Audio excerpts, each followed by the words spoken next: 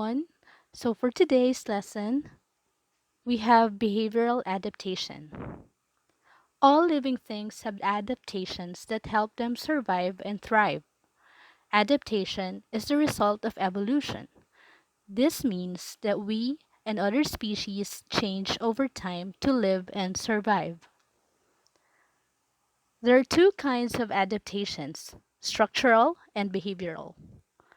An example of structural adaptation is the physical features of an organism, like the bill on a bird or the fur on a bear. And for behavioral adaptations are the things organisms do to survive. For example, bird calls and migration are behavioral adaptations. Let me tell you a story. One day, a bird is born with a beak that is longer than the beak of other birds.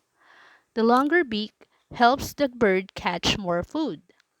Because a bird can catch more food, it is healthier than the other birds, lives longer, and breeds more. The bird passes the gene for a longer beak onto its babies. These babies that have the same genes have longer beaks too, that will be carried over from generation after generation.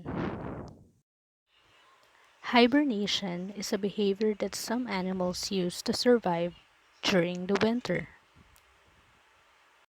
When an animal hibernates, they are deep asleep, like the bear in the picture. They barely breathe, and their body temperature gets very low. An example of animals that hibernates are squirrels, hedgehogs, and bats. This wood frog in the picture hibernates in the ice. Before the animals hibernate, they eat a lot of food and get extra fat to keep them alive in the winter. Torpor.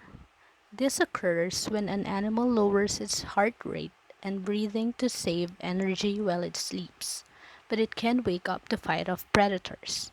These animals are usually active during a part of the day and then go into torpor. An example are bears. Migration is the act of moving to a new place. Animals migrate for different reasons. Examples: Atlantic salmon migrates to lay eggs. Little brown bats migrate to caves where it's warmer. Elephants migrate to find water. Mimicry is the action of imitating an animal or a body part to survive. These are examples of animals that do mimicry. Four-eye butterfly fish has large eye spots near its tail.